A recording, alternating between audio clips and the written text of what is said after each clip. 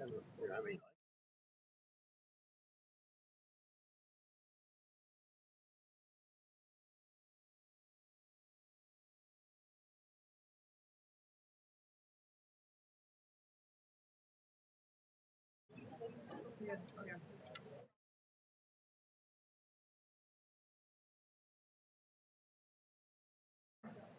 call the meeting to order. Please stand for the Pledge of Allegiance.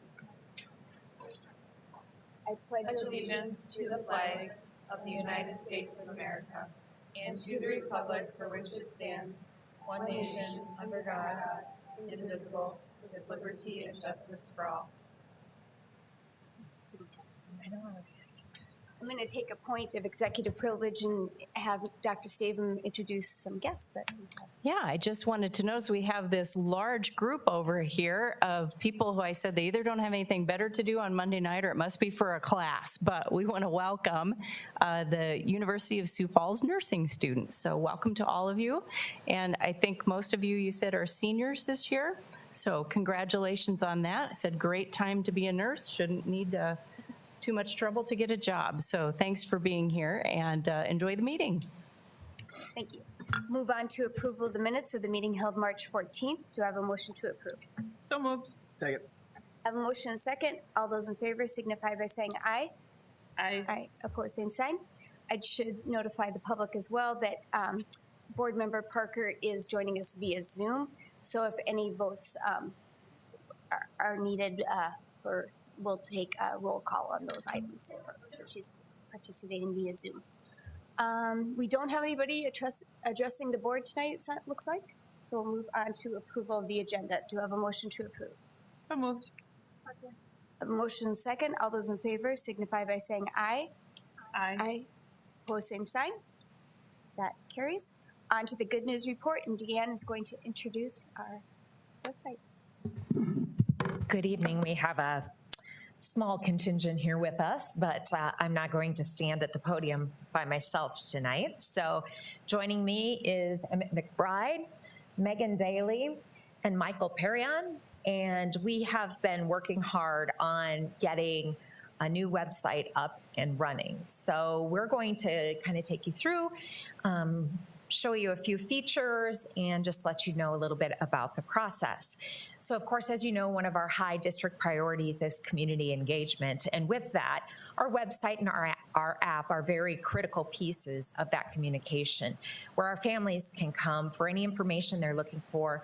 Whenever they have a question or anything along that line, our website is there to serve them. So with that in mind, again, our stakeholder voices are critical to continuous improvement. And our theory is talk less, listen more, which I should probably do myself since I've got a gravelly voice today. And we also want people to feel the Sioux Falls School District experience, and that's really the intangible gift of a quality public school education.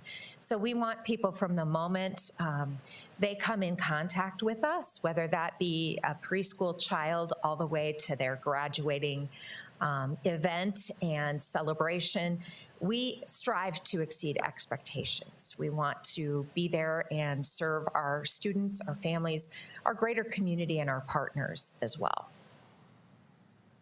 With that, I'll let Emmett go next. So I'm sure many of you are aware that this website didn't start overnight, this design and change, but it accelerated pretty quickly since the beginning of November. So you'll see some key dates that you'll see in here. Started way back in 2016. That was way before me, so I can't take any credit from there until you get all the way down to the restarted February, or actually moved to Apogee is probably where you're going to get to where I actually came involved. But you can see that we worked very diligently as a district to try to build a website that will be better for our families and our community.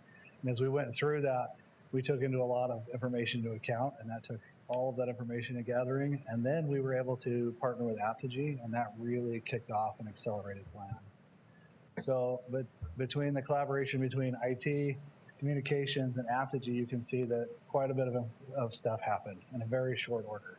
So from the time that we partnered with Aptigee to the time that the site soft launched and now officially launched was, remind me, was it 3 months? 3 months that took place in. And you can see those large numbers of things that happen. And those are just some of the touch points or examples of the amount of work that goes on behind the scene. That doesn't even get into the odds and ends items, right? The stuff that you pick up on as you go through this process that you realize, oh, this person really liked this button here and now it's been moved, and how are we going to make sure everybody finds it? But this team's done a great job working to get all of these things done well. So some of the features of our new website, as you see here, this is the homepage. Very clean design. It's very organized, intuitive. We want people not to have to go searching, although there's a wonderful search bar there that will take you wherever you need to go. But we want it to be intuitive for them so they feel like they can access that information. On the homepage, you'll see lots of photos, icons for important items. A little bit further down is a news feed and a live feed section, as well as some featured videos, events calendar, demographic information, goals, and that type of thing. And so it's just a really great opportunity for a great design. Yesterday, we sent out an email along with some links to our families, introducing them also to our app. And so I have a short video here that Aptigee put together for us. We'll show that. Introducing the brand new app for Sioux Falls School District on Android and iPhone. It's everything Sioux Falls School District in your pocket. This is the home screen. Tap the schools icon in the bottom right to select a specific school.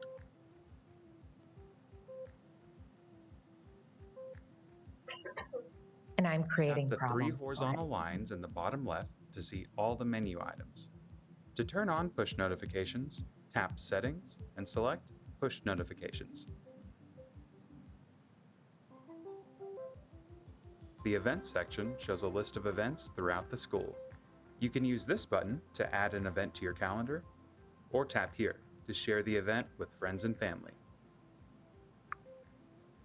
The feed is where you'll find updates from administration about what's going on throughout the school, whether that's celebrating a student's success or reminding you about an upcoming deadline. Search Sioux Falls Schools in the App Store or Play Store to explore the app for yourself. It's everything Sioux Falls School District in your pocket.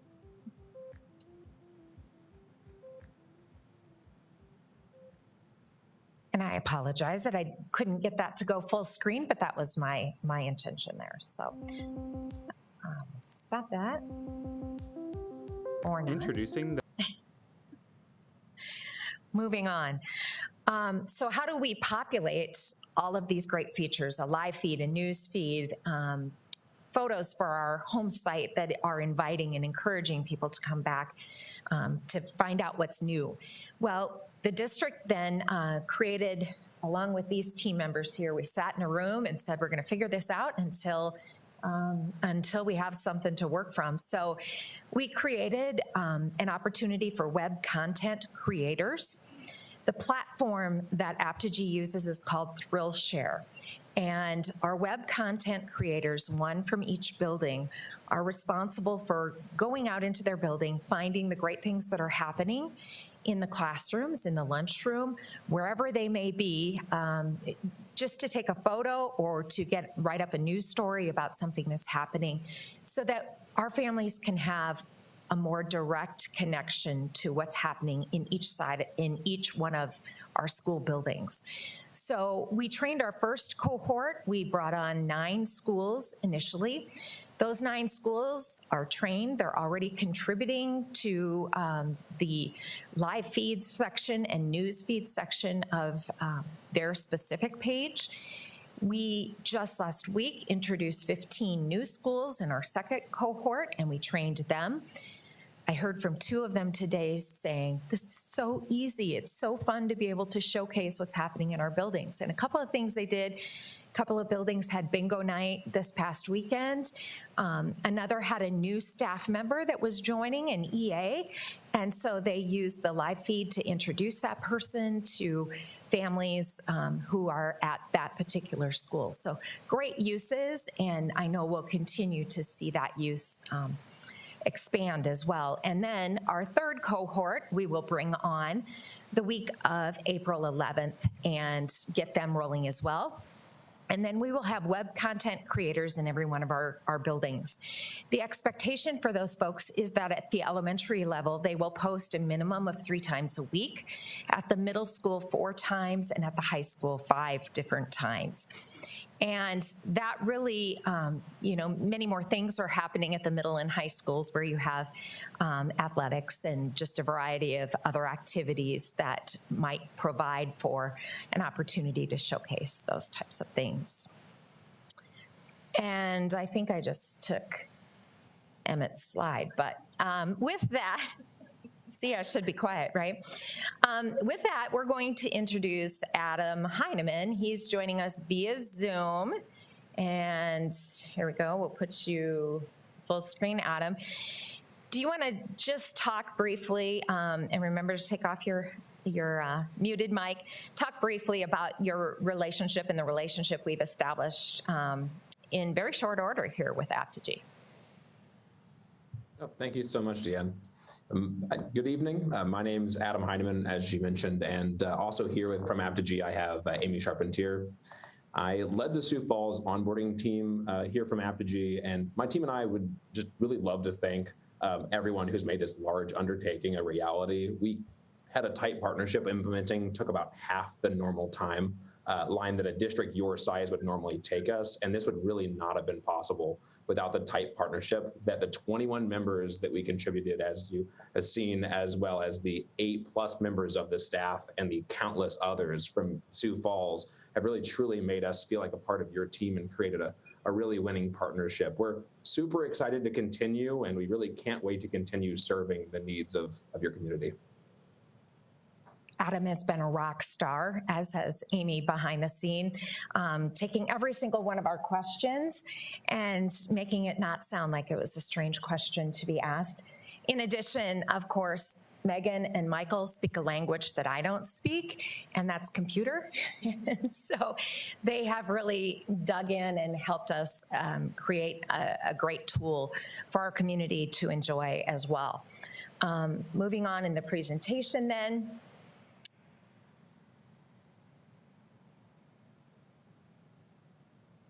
Maybe. Well, another one of the great features is that we have 7 different languages, in addition to English, of course, that this website can be translated into. So I have written those here. Maybe while I'm trying to get this up, maybe Emmett could tell you those languages. So of course we have English, and I discovered pretty quickly when they gave us the template site that you can do Arabic, because I clicked on it because it was one of the first ones at the top of the list, and quickly realized that I don't read that at all and had a very difficult time navigating the website. But I was able to jump around and click on French, Nepali, Somali, Danish, you name it. And those are just the first handfuls of languages that Aptogee's worked with us on. It more to come, I believe, as we work through that. So as we have other population groups that might need other language translations, we can add those as needed. So we drew out the 5 top wins for our stakeholders. And of course, one of those at the bottom there, but not the least, is those 7 languages that people can find the information they're looking for. And it says languages at the top, you change it, and I have a screen that kind of shows that. So Amharic is across the top. you can see that actually says cooking with students or something to that nature, CTE cooking class, and then Somali on the bottom. And the print is very small, but you could see that written in Somali as well. So we're really excited to be able to have that feature for our families. One of the things we heard in our community engagement sessions is just their real drive and commitment to be supporters of their students in order to make them successful. And so having this information in a variety of languages and the most spoken languages in our district is critical to their connection to their school and to them feeling welcomed and informed. Again, another one of our wins would be the greater ability to connect with the schools through photos, videos, live feeds, news stories, a comprehensive staff directory. We do still have a little bit of work to do on that, but that has uncovered a lot of different things that we're going to be able to do better in the future, and so we continue to work on that staff directory. You can download events to your personal calendar. As mentioned in that video, you simply click on your event and it says add to your calendar, and it's as easy as that. Also, there's menu and payment features and just so much more visibility for our schools and the other opportunities we have available. Also wanted to point out that there's a Let's Talk feature, a flag on the right-hand side of the webpage. And anyone who has a question or doesn't know where to find their information can easily reach out to any of us. We'd be happy to show you around on the website, the app, and just really make sure you have all the information you need to be informed about your child's school. Maybe you're a neighbor across the street and we're just kind of wondering what's happening. Why are all those cars over there at 2 o'clock on a Thursday? And so this really, we hope will be able to connect us more deeply and more closely to all stakeholders in our community. Any questions we can answer for you? Well, first of all, thank you for all the hard work on this. I know this, especially with the stop in starting of the process really added to that time. But once we had Apogee on board and so forth, really was able to move forward on that. The website, the public probably doesn't know this, but everything from our districts on the website includes all of our board policies. It includes all of our meetings, as you said, the staff directory and all that. So there's a lot of information that goes on that. So I'd encourage everyone to kind of go and play around on the website and try it out because it's new, so it's going to be different. There'll be some things different from the old website, so it's going to take some time for people to figure out how that all works. But it really, I have spent some time on it now, and it really, it is better than our old, and is not as clunky is the word I would use as our old website. The other nice feature is, in the past, most schools really went and did like a Facebook page or their own little page elsewhere. This puts everything on one place for the district with all the schools, so it really helps a one-stop shop for all that information for the district. So I think that would be great as well. I just can't tell you enough about how well our team did when we really needed to get this moved forward. And Michael, what month did you join the district? Yeah, so welcome to Sioux Falls and get the website done. So he and Megan were great partners, and Emmett and our whole team, Doug and IT staff, and really pulling this across the tracks. And I can't say enough about Apogee as well, but that's some of the data that they put up there. We can't underestimate how much work is involved with a website. It always looks so beautiful, but what goes into making that populated doesn't just happen by magic. Thousands and thousands of pieces of data. So thanks to all of you for making this a reality. It gives us a great platform to build from. Thank you. Thank you all. We'll move on to conflicts of interest. There were no new conflicts presented, so we'll move on to the consent agenda, items 9A through 7. Do I have a motion to approve the consent agenda? So moved. Second. I have a motion second. All those in favor signify by saying aye. Aye. Aye. Opposed, same sign. I'm sorry, it was A through, I thought that was consent, H. I'm on that. On to the supplemental consent agenda, items 10A, 1 through 3. Do I have a motion to approve? So moved. Do I have a second? Second. I'll do this with roll call due to them being conflicts on these. Board Member Baker. Aye, or is that what we're gonna, yeah. Board Member Ryder. Abstain. Board Member Murin. Aye. Board Member Mickelson, aye. And Board Member Parker. Aye. We have 4 ayes and 1 abstention from Board Member Ryder. On to 10B. Do you have a motion to approve? So moved. Second. I have a motion second. Board Member Baker. Aye. Board Member Ryder. Aye. Board Member Murin. Aye. Board Member Mickelson, aye. Board Member Parker. I'm assuming this is claims to Avera? Yes. You didn't Yeah. say. Yes, then abstain. We have 4 ayes and 1 abstention from Board Member Parker. On to reports of the superintendent. 11A, K-12 counseling curriculum report. Patty.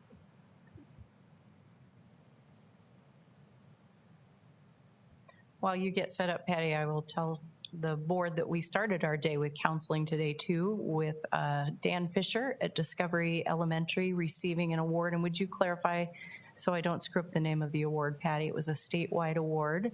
Right, so through our State Counselors Association, we are able to put up administrators for the State Administrator Award, and Dan was a clear winner. But there were a number that were put up for it, so we surprised him. We said the choice is either this morning or we'll send you to Aberdeen at the end of the month, and this seemed like a better choice. South for this morning. So congratulations to Dan, and thanks to the counselors at Discovery for nominating him.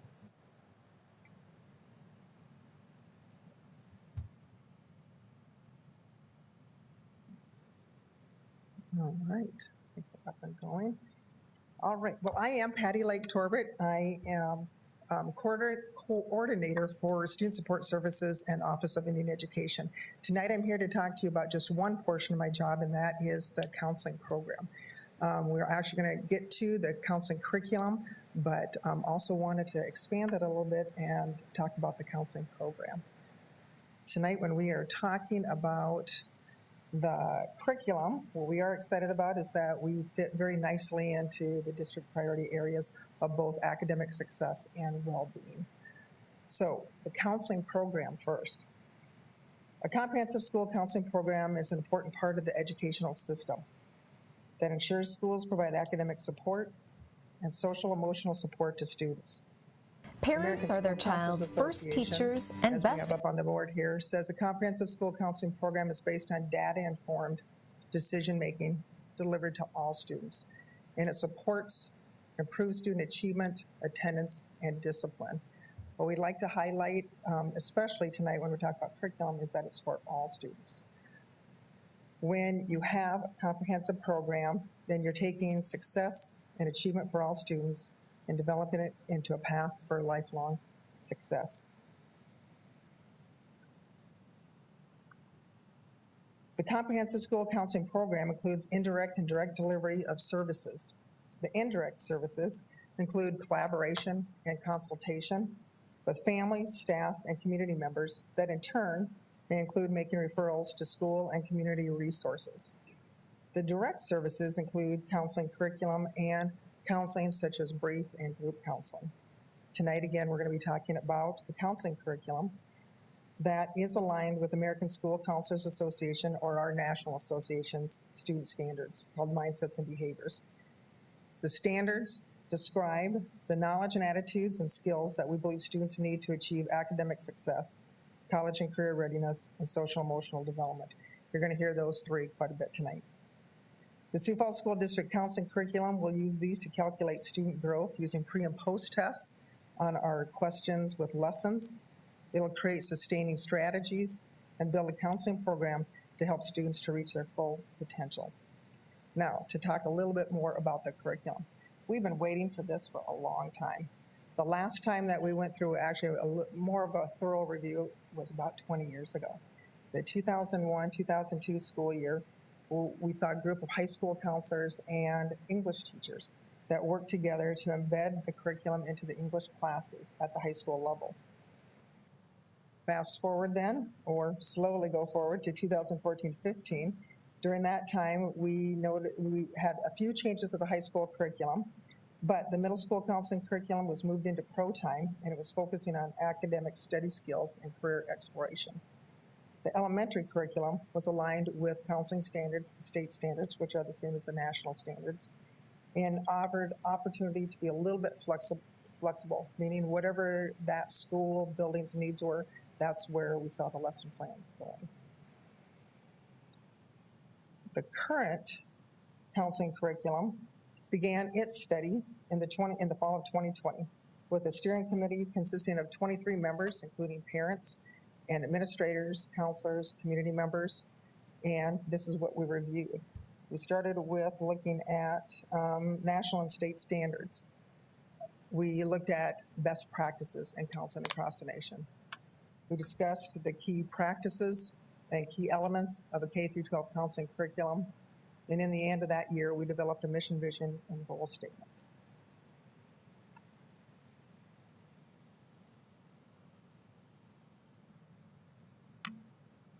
During the fall of this past school year, the Sioux Falls School District contracted with Hatch and Results, a nationally recognized leader to support the counseling team with looking at a comprehensive, data-driven approach to supporting the development of our counseling program. So again, looking a little bit broader at the counseling program, but then what our needs were for writing curriculum. Counselors received over a 4-day period training in the multi-tiered, multi-domain systems of support, or we call it MTMDSS. Most of us here are very familiar with MTSS, which is the multi-tiered systems of support. Counseling adds in another domain. We talk about with MTSS academics, we talk a lot about social emotional development, but we add in the college and career domain that's important for the curriculum. We studied Tier 1, curriculum scope and sequencing, and we were pretty thrilled about this because again, as you can tell by the history, we had at every level just kind of these bits and pieces that have been put together over the years, and we wanted to make sure that it had that consistency from elementary to middle and middle to high school. We looked at evidence-based practices, and we studied the alignment and did the alignment of lessons with the American School Counselors Association, again, those mindsets and behaviors. So what does that look like at the different levels? At the elementary school level, we decided to go with CASEL, Collaborative Academic Social and Emotional Learning, or those 5 core competencies to base our lessons around. Those core competencies are self-awareness, social awareness, self-management, responsible decision-making, and relationship skills. At the elementary level, the lessons are designed to ensure consistency across all schools to support data collection to measure growth of those 5 core competencies. The elementary lessons also include the K through 2nd grade body safety lessons, and a lesson for 5th grade students to focus on moving to middle school. Counselors continue to provide lessons that support building specific needs. So at every level, what we decided on were non-negotiable lessons, that no matter where a student was going to school, or if a student happened to move from one building to the next, they would be ensured that they would get the same lessons. And again, that was another goal of ours, was to make sure that we had that consistency at elementary, middle, and high school level. At middle school, the counseling curriculum focuses on, again, that multi-tiered, multi-domain systems of support. So again, looking at academic, career and college, and social emotional learning. All lessons are designed to be preventative and proactive while being comprehensive as students move from middle school to high school. Career and college lessons utilize the South Dakota Department of Education's SD My Life program. So we're very fortunate in the state that we have a program that our state provides for us when it comes to college and career lessons. This SD My Life program is, if you don't know, an online career exploration and academic program that is offered to all middle school and high school students. It's been around for a little while. It has changed its online programming to what was at one time a career focus, with now what we call Zello programming, which is both career and academic and college. So we can get all of that in one program. The middle school will also use the Second Step online curriculum during pro time. Second Step is based on lessons that focus again on CASEL. So now we get to see that consistency between elementary and going into middle school. This uses the latest research on adolescent development counselors and teachers will be able to lead the units from second step that are bullying, goal setting, decision-making, and managing relationships.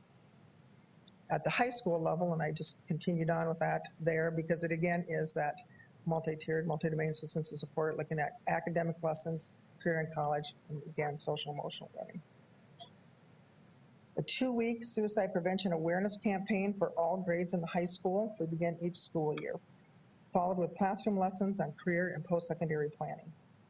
The curriculum includes the use of the state-funded program, again, SD My Life, so now again seeing that consistency from middle to high school, to work with students to build their knowledge and skills as they plan for their post-secondary future. High school lessons guide students as they progress through adolescence and prepare them for that next step to adulthood. We talk often when we talk to the 8th grade students when they're coming to high school that we are looking at them not as high school students, but what are you going to be when you're 20 years old and 25 years old, and how can we help to set up your goals to that. And sometimes it's a little scary for parents to hear, but we know that the whole goal is to graduate from high school and then to plan and help them to plan for their future. The cost that I have up here and that you can see in the board report actually is over a 7-year period. At the elementary level, we're just asking for children's books that will go along with the lessons that have been developed. Middle school is quite a bit larger because that is the second step online curriculum that both teachers and counselors will be using. So it's important to know that that's a school-wide effort at the middle school level. At the high school level, suicide prevention awareness materials that we'll use at the beginning of the school year. And then continued professional development with hatching results, looking at some additional training and their collaboration with working with what we have already designed and helping us to implement that next year. So at this time, we are asking for the approval of the recommended K-12 counseling curriculum. And if you have any questions, I'm here to hopefully answer your questions. Thank you, Patty. And thank you to the 23-member team that went through this process to come to this. And what I had emailed to you before, I'm going to ask to the public too, is this is great that we have new curriculum, but are we as a district able to implement this with fidelity with the counseling staff and what we have in place with our buildings is my question to you.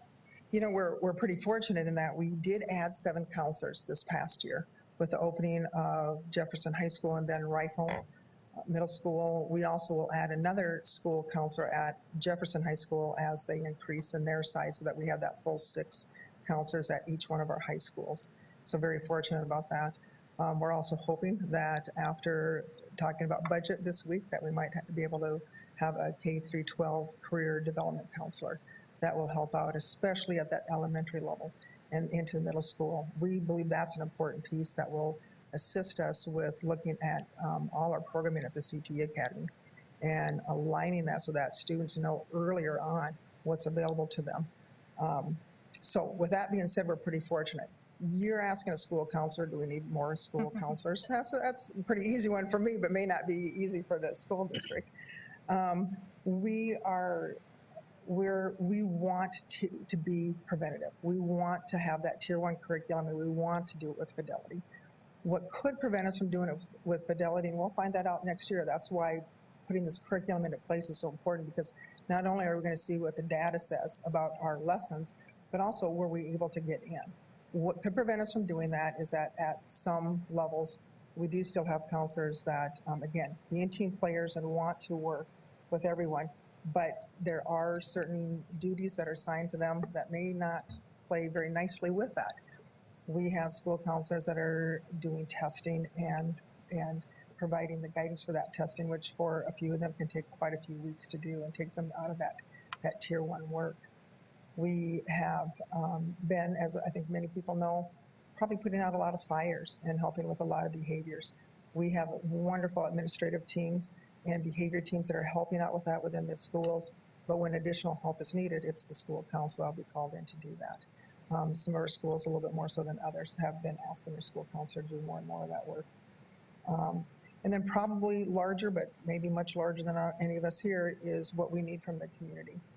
And that we have wonderful, wonderful connections with, and I want to make sure I'm not leaving anybody out, but with Avera and Lutheran Social Services, Southeastern Behavioral Health, the partnership we have with them for individual counseling and being able to help out our students and our families is just immeasurable. But they also need help because they're trying to hire. They're trying to keep up with the need of and demand of our community right now, and it's a tough go. I will say that all of these partnerships, I believe, usually put our children first.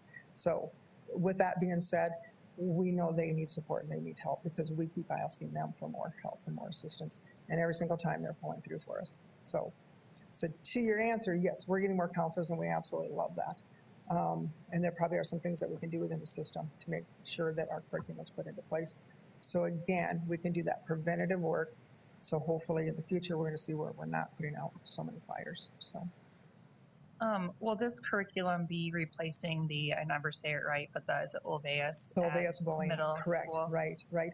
We do have, there is one middle school that would like to continue a little bit of that work and especially using the vocabulary with Olveus, but it will be the second step programming across the middle school that will be able to implement the bullying prevention. Right? Yeah, I'm glad to see that. I have no problems with that spending of additional money at the middle school level. I feel like that's such a critical time for so many students with just their changing minds and bodies and social relationships and friends and just new responsibilities that I think anything that we can do to try to offer additional support through those transitions for our students is very helpful and parents too. And so I love that some of those strands are kind of woven all the way through K-12 where they'll get a consistent message.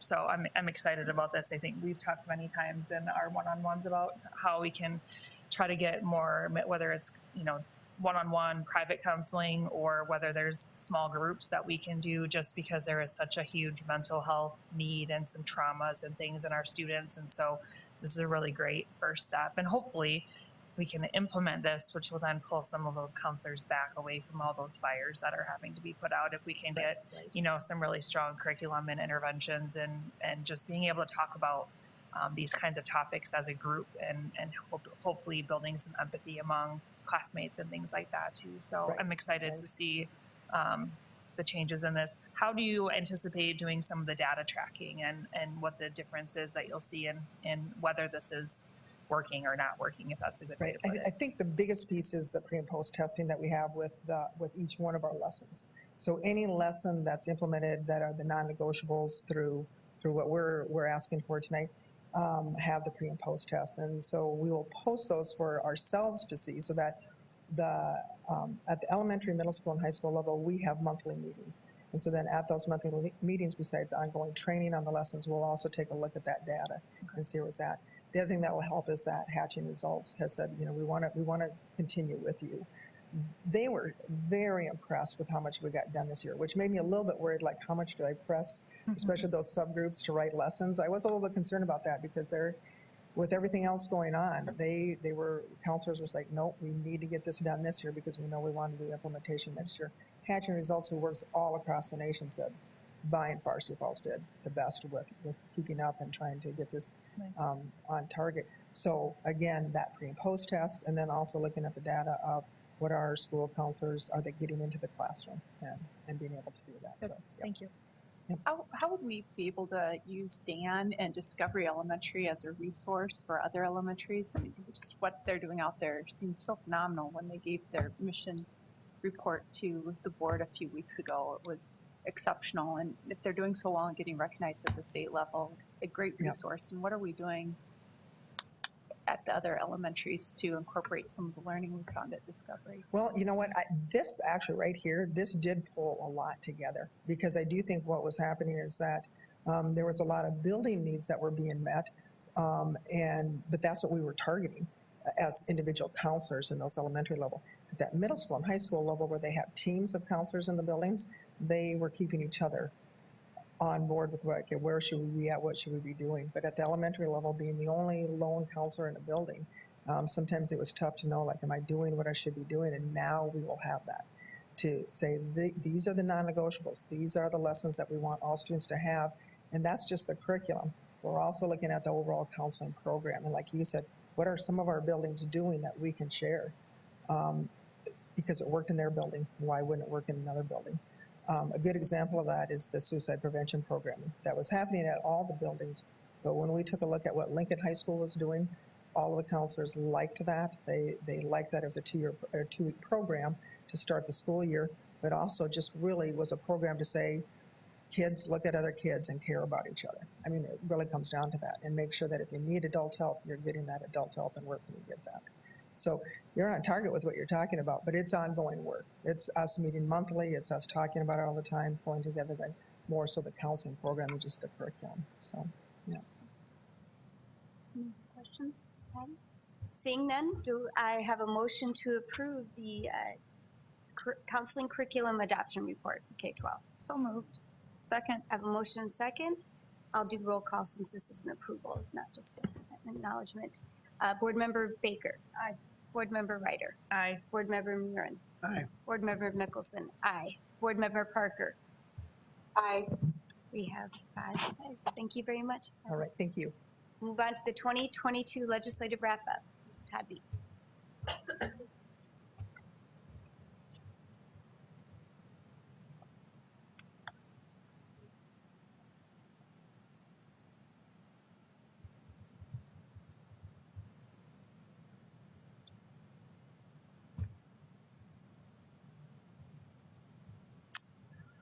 Thank you.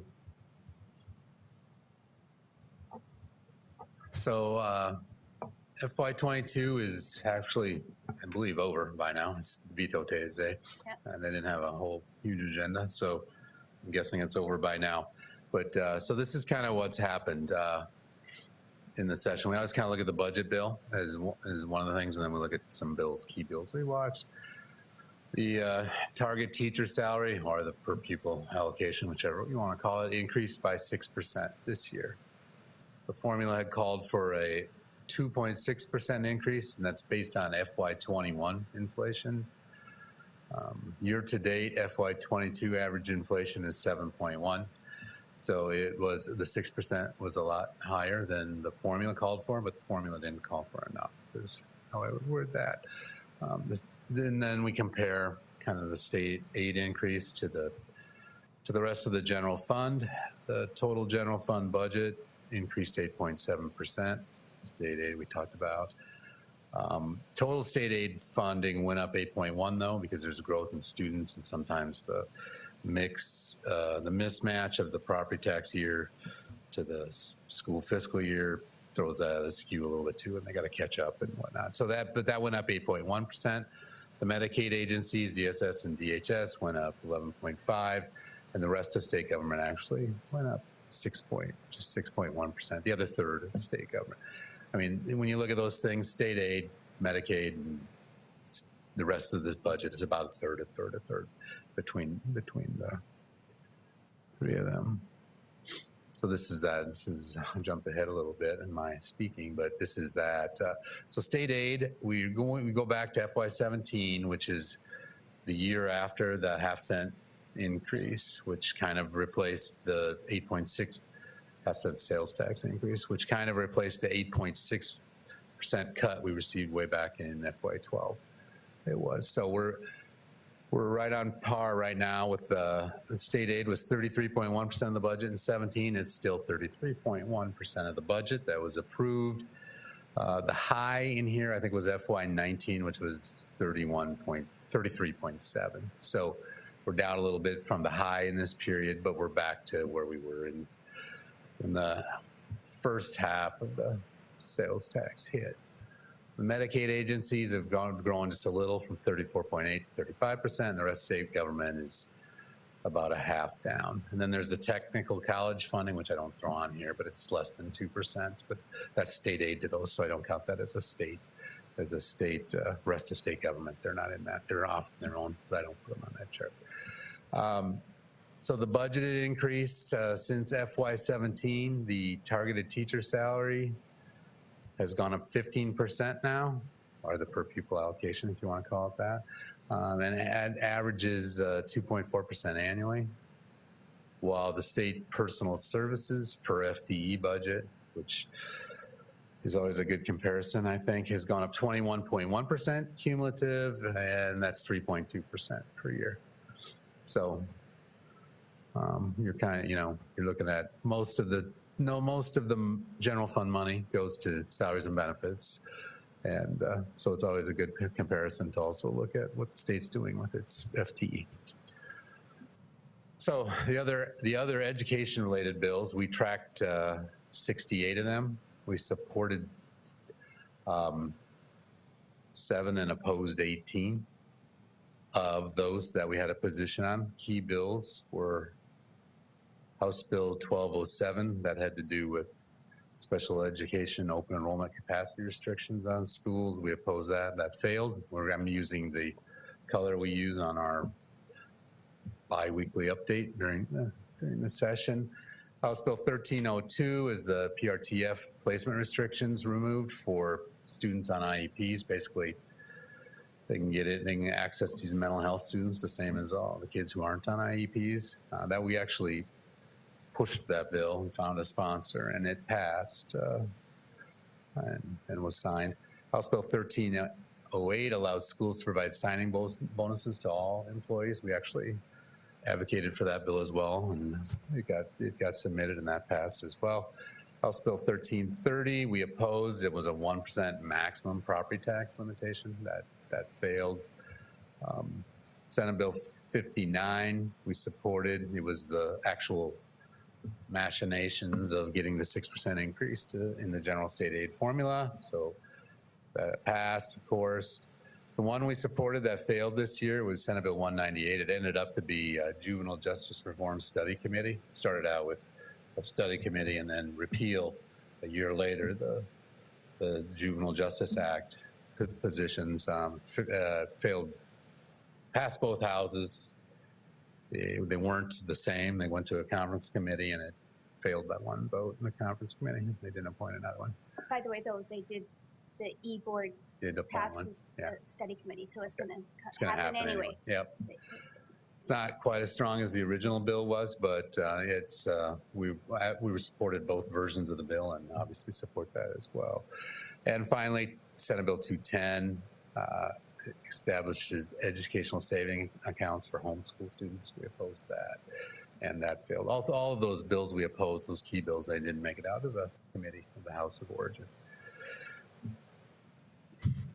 So that was very brief, but that's the finale of the legislature, or our report on it anyway, and the administrative recommendation is for the board to acknowledge the report on the 2022 legislative wrap-up as presented.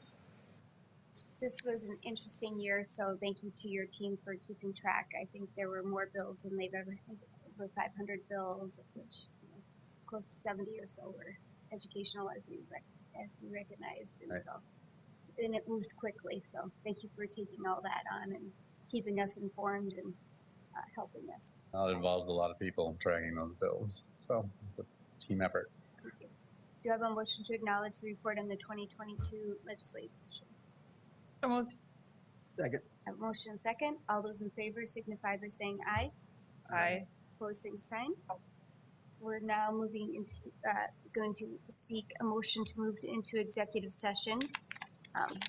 Since that is a vote, I will do that by roll call. Do I have a motion? Motion. Do you have a second? A motion second. Board Member Baker? Aye. Board Member Ryder? Aye. Board Member Murin? Aye. Board Member Parker? Aye. Board Member Mickelson? Aye. We are moving into SDCL 125-2, Paren 4, exec session.